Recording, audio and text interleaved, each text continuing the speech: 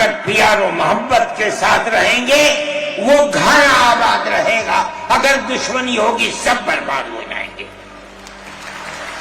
ہماری یہ پالیسی ہے کہ ہندو، مسلمان، سکھ، عیسائی سب ایک دوسرے کے ساتھ بھائی بھائی ہیں۔ آپ اس پالیسی کو کیوں مخالفت؟ مذہبی اور لسانی حقوق کی حفاظت کرنا کانگریس کا پہلا فرض اور بنیادی پالیسی ہے، تاکہ حکومت کی کسی بھی ایسی اسکیم میں جس میں کانگریس شریک ہو اقلیتوں کو ترقی اور نشو و نما کا زیادہ سے زیادہ موقع مل سکے۔ آپ الفاظ پر غور کیجئے اور وہ قوم کی سیاسی، اقتصادی اور کلچرل زندگی میں پورا حصہ لے سکے۔ اس کے بعد اس بنیاد پر مسلمانوں کو مطمئن رہنا چاہیے کہ آزاد ہندوستان کی حکومت میں ان کا مذہبی فرائض، اذان، نماز، جمعہ، عید، روزہ، حج، زکوٰۃ، مذہبی تبلیغ، مساجد، مقابر، قربانی، مذہبی جلوس، مذہبی جلسے وغیرہ جملہ مذہبی رسوم اور مذہبی ادارے محفوظ ہوں گے، اور اسی طرح ان کی تہذیب و تمدن، ان کے تعلیمی ادارے، خانقاہیں، امام باڑے، عیدگاہیں، تکیے، کربلائیں، آثار قدیمہ، اوقاف وغیرہ سب محفوظ ہوں گے، اور اسی طرح ان کی زبان، ان کی شاعری، رسم الخط وغیرہ سب کے سب آزاد اور محفوظ ہوں گے، کسی پر کوئی رکاوٹ اور قید نہ ہوگی۔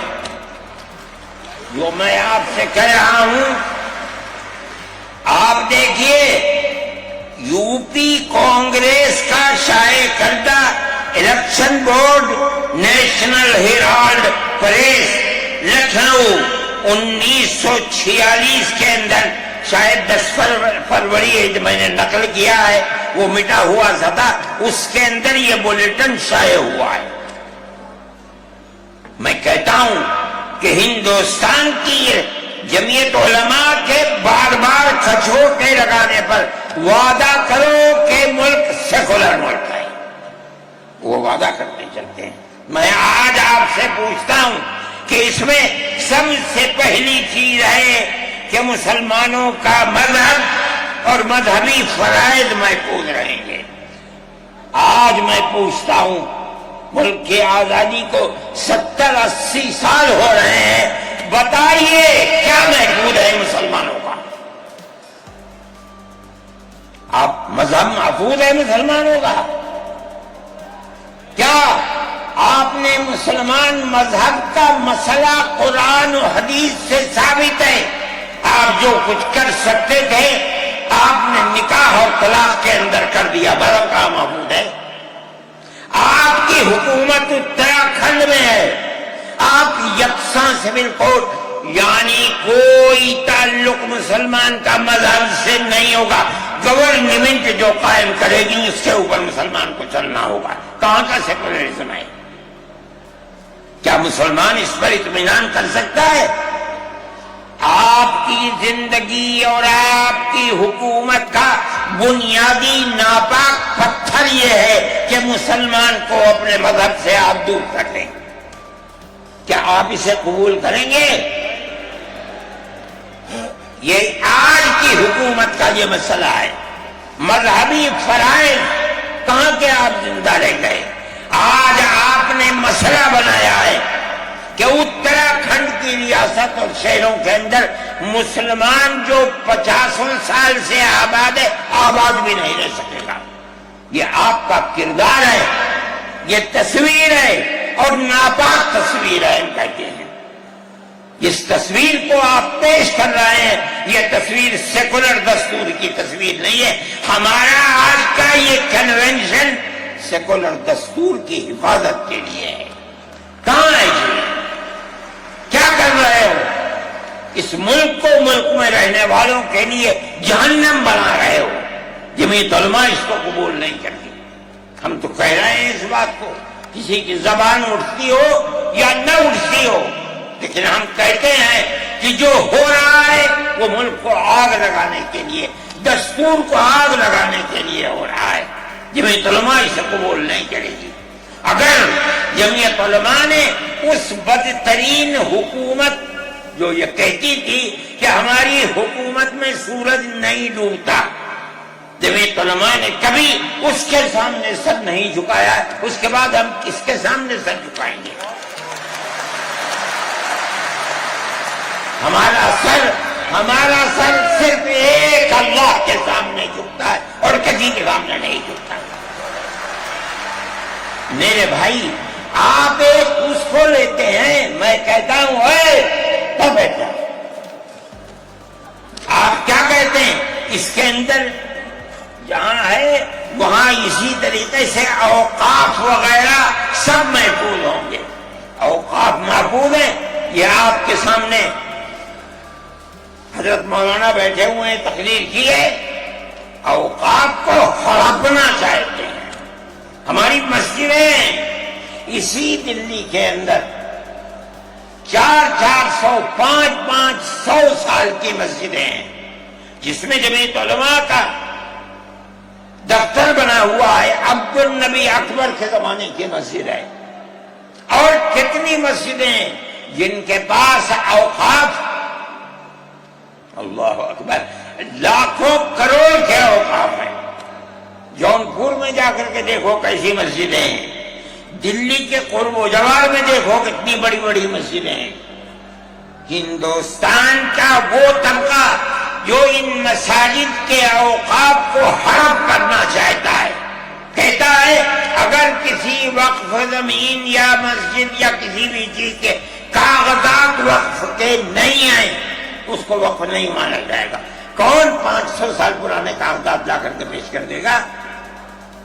قانون یہ تھا کہ جو مسجد بنی ہے، جو وقف پر بنتی ہے وہ وقف ہے. آپ کو کیا درد ہے کہ آپ اس اوقاف کو وقف کو ختم کرتے ہیں؟ اس کا مطلب ہے مسلمانوں کی زمین کو ہڑپ کرنا چاہتے ہو، حرام کھانا چاہتے ہو، اس لیے ان اوقاف کو ہڑپ کرنا چاہتے ہو. ہم اس کو قبول نہیں کرتے. اوقاف ہمارے آباء و اجداد کے کیے ہوئے ہیں. اوقاف اللہ کی ملکیت میں دیے ہوئے ہیں. مسجدیں بنی ہوئی ہیں، آپ ان کی حفاظت کیجئے، اس لیے کہ ہم اس ملک کے رہنے والے ہیں. ہم باہر سے آئے ہوئے نہیں ہیں. اگر ہندو گوجر ہے مسلمان بھی گوجر ہے. اگر ہندو جاٹ ہے مسلمان بھی جاٹ ہے. اگر ہندو راجپوت ہے مسلمان بھی راجپوت ہے. جاؤ دیکھو کشمیر کے اندر اگر ہندو برہمن ہے مسلمان بھی برہمن ہے. ہم اسی ملک کے رہنے والے ہیں. کسی کو اچھا لگا یہ مذہب وہ اس مذہب میں چلا گیا، کسی کو یہ مذہب اچھا لگا وہ اس مذہب میں چلا گیا. کیا مذہب کی بنیاد پر اس ملک کے اندر آپ ہمیں جینے کا حق نہیں دیں گے؟ ہم اپنے جینے کا حق کو لیں گے. آپ نے جس سیاست کو اختیار کیا، آپ 2 الیکشن پہلے دیکھیے کس قوت کے ساتھ بی جے پی آئی تھی. آپ نے جس پالیسی کو اختیار کیا، سیکولرزم کو آگ لگانی چاہیے، اس کا نتیجہ اس الیکشن میں کیا ہوا؟ بی جے پی ہار گئی.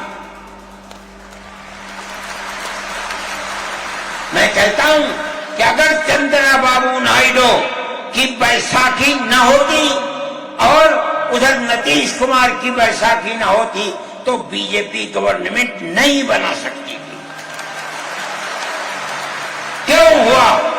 وہ جو 14 سال پہلے اتنی اتنی قوت کے ساتھ آئی تھی کہ لگتا تھا کسی دوسری جماعت کا چراغ ہی نہیں جل رہا ہے. وہ چراغ آج بجھ کیسے گیا؟ اس پالیسی کی وجہ سے.